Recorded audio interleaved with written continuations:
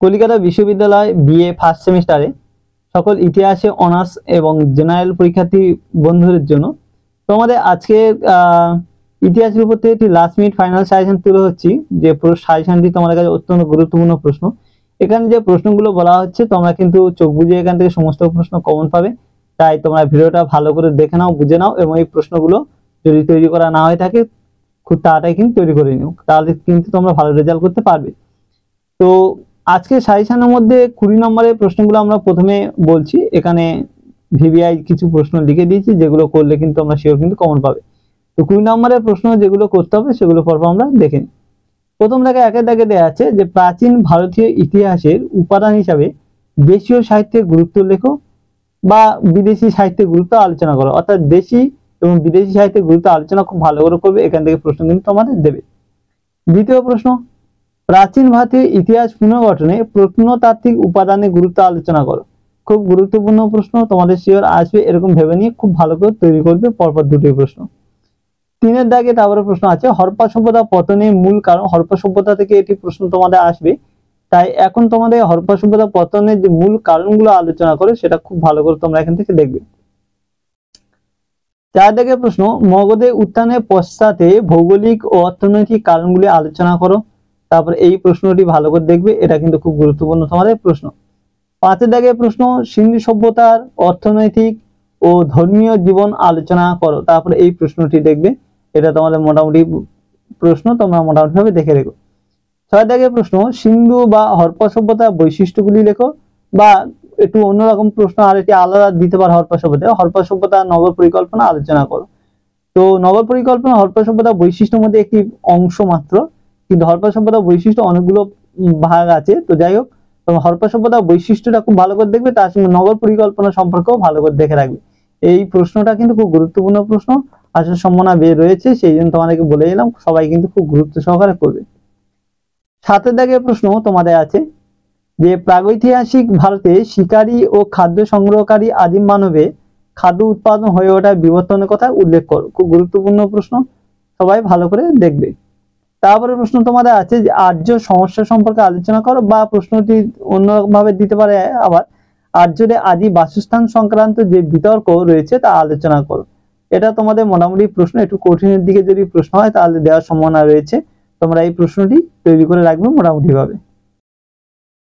তারপরে দেখো তোমাদের কিছু আরো প্রশ্ন দেওয়া আছে, যদি প্রশ্ন কঠিন হয় তাহলে এখান থেকে দেওয়ার সম্ভাবনা রয়েছে।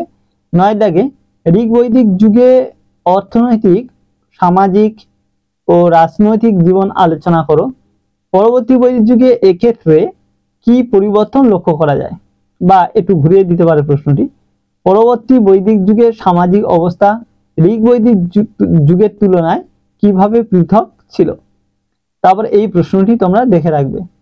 10 দাগে সঙ্গম সাহিত্য সম্পর্কে সংক্ষেপে লেখো, বা তামিল সঙ্গম যুগে সমাজ ও অর্থনৈতিক অবস্থা সম্পর্কে আলোচনা করো বা লেখো।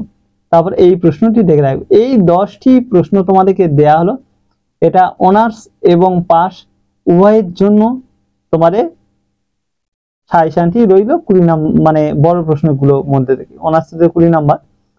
এবার দেখো 5-এর জন্য, এখানে 5 নম্বরের প্রশ্নগুলো বলছি, খেয়াল করো, অনার্সদের জন্য এগুলো খুব গুরুত্বপূর্ণ প্রশ্ন, ভালো করে দেখবে।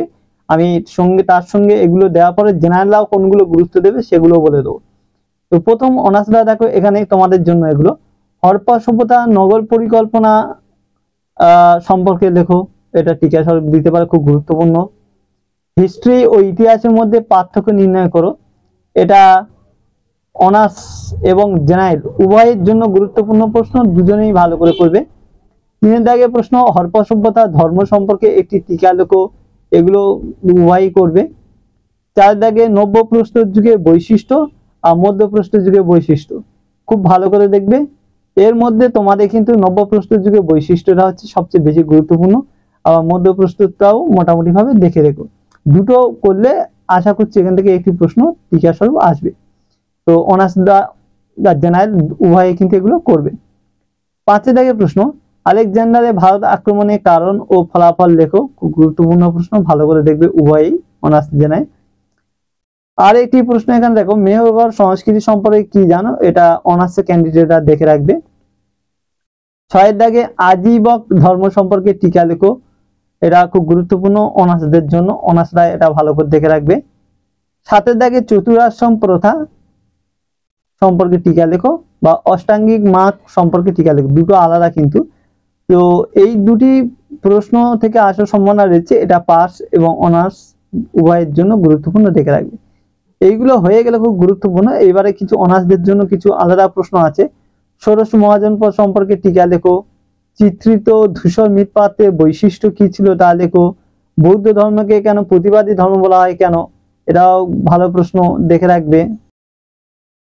তারপরে জৈন ধর্মের মূল শিক্ষার উপরে একটি সংক্ষিপ্ত টিকা লেখো। 12 দাগে প্রাচীন ভারতের ইতিহাসের উপাদান হিসাবে লিপি ও মুদ্রা গুরুত্ব লেখো, এটা অনার্স জেনারেল উভয়ের জন্য গুরুত্বপূর্ণ। 13 দাগে প্রশ্ন আছে কৌটিল্য অর্থশাস্ত্রের উপরে একটি টিকা লেখো। 14 দাগে প্রশ্ন তারপরে আছে মেগালিথ সম্পর্কে একটি টিকা লেখো। 15 দাগে প্রশ্ন তারপরে আছে প্রাচীন ভারতে স্ত্রীধনের পরিচয় দাও বা পুরাণের ভূমিকা কি, এটা জেনারেলের জন্য কিন্তু খুব গুরুত্বপূর্ণ প্রশ্ন, জেনারেলরা ভালো করে দেখে রাখবে। 16 দাগে প্রশ্ন মাইক্রোলিথ সম্পর্কে টিকা লেখো। 17 দাগে প্রশ্ন নব্যপ্রস্তর বিপ্লব বলতে কি বোঝো।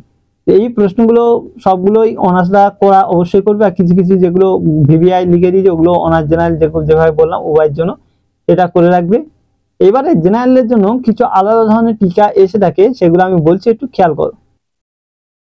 5 নম্বরে যে টিকাগুলো আমি এবারে বলছি একটু শুনে নাও। এটা অনলি জেনারেল কোর্সে যারা পড়ছো, পাশে পড়ছো, তারাই শুধু করবে, অনার্সদের জন্য না। প্রথম, মৌর্য সাম্রাজ্যের পতনের কারণগুলি লেখো, খুব গুরুত্বপূর্ণ টিকা আসতে পারে পাশের জন্য। দ্বিতীয়, সঙ্গম সাহিত্য সম্পর্কে টিকা লেখো, পাস কোর্সের জন্য। 3 নম্বর প্রশ্ন, বৌদ্ধ জৈন ধর্মের মধ্যে পার্থক্য লেখো, খুব গুরুত্বপূর্ণ কিন্তু এগুলো, যারা পাশে পড়ছো তাদের জন্য টিকা। নব্যপ্রস্তর বিপ্লব বলতে কি বোঝো, খুব গুরুত্বপূর্ণ, ভালো করে দেখবে পাশের ক্যান্ডিডেট। সভা ও সমিতি সম্পর্কে টিকা লেখো, এটা খুব গুরুত্বপূর্ণ টিকা, পাস কোর্সে যারা পড়ছো তারা দেখবে।